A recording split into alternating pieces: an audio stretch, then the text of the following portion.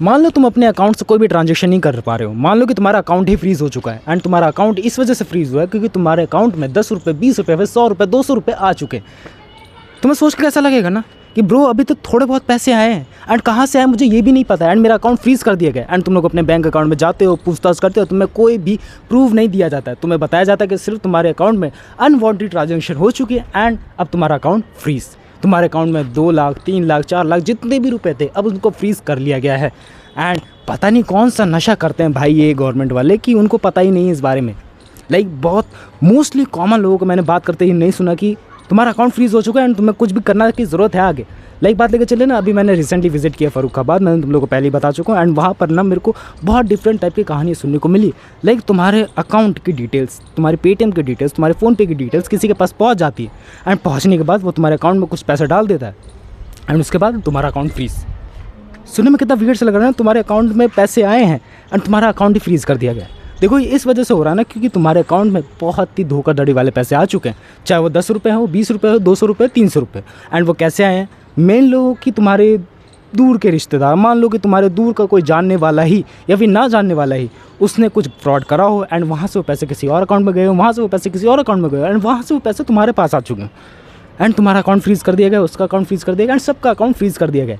And तुम्हारे account के पैसे की जिम्मेदारी किसकी, किसी को नहीं पता। तुम्हारे अकाउंट में पैसे कहाँ से तुम्हें नहीं पता। तुम क्या कर सकते हो, तुम कुछ भी नहीं कर सकते या रियली में। एंड वो स्टोरी मेरे सामने अभी रिसेंटली में दिल्ली के सामने भी आई है कि मैंने अभी रिसेंटली न्यूज़ पढ़ी कि अबाउट दैट थिंग कि तुम्हारा दिल्ली में भी अकाउंट फ्रीज़ हो रहा है एंड तुम्हारा दिल्ली में अकाउंट फ्रीज़ हुआ है एंड तुम्हें जहाँ से साइबर क्राइम की रिपोर्ट आई है, मीन्स बात करें जाए गुजरात से, केरला से, वहाँ जाकर तुम्हें उस अकाउंट को अनफ्रीज़ कराना पड़ेगा। वहाँ के साइबर सिक्योरिटी के सेल में तुम्हें जाना पड़ेगा, तुम्हें एक वकील हायर करना पड़ेगा एंड वहाँ से तुम्हारी सेहत एंड वहाँ से सब चीज़ें तुम्हारी ठीक होंगी एंड ठीक इसी वजह से होंगी कि तुमने कुछ गलत ना करा हो। अगर तुम लोगों ने गलत करा होगा तो बेशक से बात से तुम्हारा अकाउंट फ्रीज़ होना बनता है।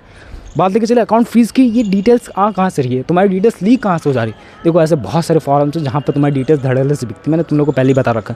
एंड तुम्हारे अकाउंट में कोई जानबूझ के क्यों डलवाएगा पैसे, पर्सनल दुश्मनी या फिर कुछ ऊट पटांग चीज़ें करने वाले बंदे होते हैं, उनका कुछ दिमाग का ठीक का कहने का नहीं होता है कि बाद में हो सकता हो तुमसे वो पैसे मांग ले, बाद में हो सकता हो तुम्हारा अकाउंट फ्रीज़ ना हो एंड तुमसे वो कहे कि गलती से पैसे डल गए, क्या तुम मेरे इस अकाउंट में पैसे डाल सकते हो।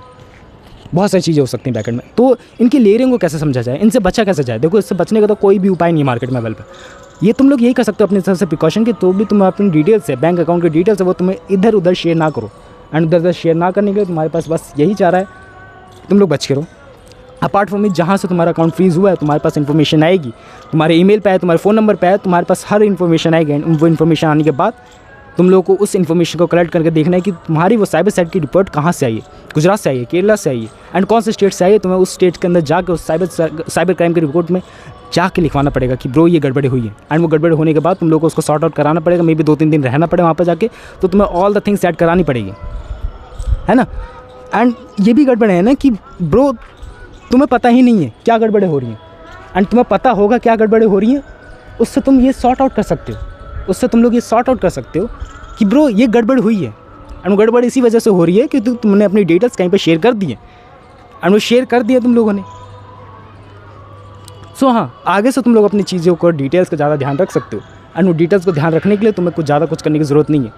बस जहाँ भी अपने ट्रांजेक्शन कर रहे हो, जहाँ भी अपना QR कोड स्कैन करने के लिए लगवा रहे हो, उसको ध्यान रखो एंड अगर तुम लोगों ने वो सही से करा तो तुम्हें किसी बात की चिंता करने की ज़रूरत नहीं है। हालांकि इसमें बहुत ज़्यादा प्रॉब्लम्स होने वाले हैं तुम्हारे अकाउंट को अनफ्रीज़ कराने के लिए, क्योंकि ये अकाउंट फ्रीजनेस की प्रॉब्लम्स आजकल बहुत ज़्यादा बढ़ती जा रही है टाइम के साथ।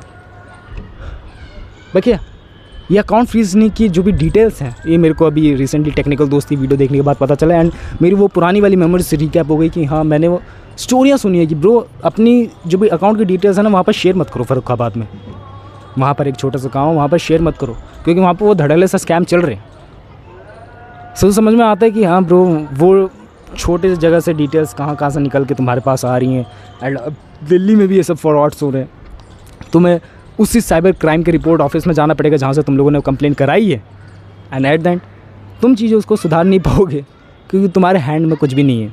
That's it for the video. तुम लोग अपना अकाउंट फ्रीज़ कराना होगा, सारी डिटेल्स चेक करो, एक वकील को हायर करो, ये तुम्हारी जिम्मेदारी बनती है। बाकी जो भी अकाउंट होल्डर्स हैं, मतलब जो भी अकाउंट चला रहे हैं, वो एक्सिस बैंक को, HDFC को, वो अपने हाथ खड़े कर देते हैं कि हमारी तरफ से तो कोई भी भाई गड़बड़ी नहीं हुई है, हम क्या करें, हम तो नॉर्मल एम्प्लॉय है। लेकिन अकाउंट खुलवाते समय वो सब कुछ बोलेंगे तुम लोग कि हाँ हमारे पास अकाउंट खुलवा लो, हमारे पास ये सुविधाएँ हैं, बट एट देन वो हाथ खड़े कर ले रहे हैं इस मामले में भी। एंड तुम्हारा यूज़र्स का पर्सपेक्टिव बहुत ज़्यादा बेकार हो रहा है, चाहे वो बड़े बड़े बैंक ही क्यों ना हो, मैंने नाम तो लिख दिया उन सबका, बट वो प्रॉब्लम सॉर्ट आउट नहीं हो पा रही।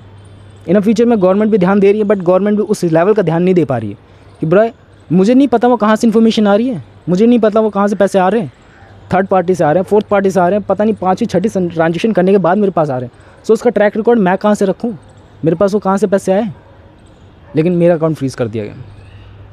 क्या गड़बड़े हैं, उनको सॉर्ट आउट करने की ज़रूरत है। बाकी that's it for the video, मिलते हैं नेक्स्ट वीडियो में, बाय।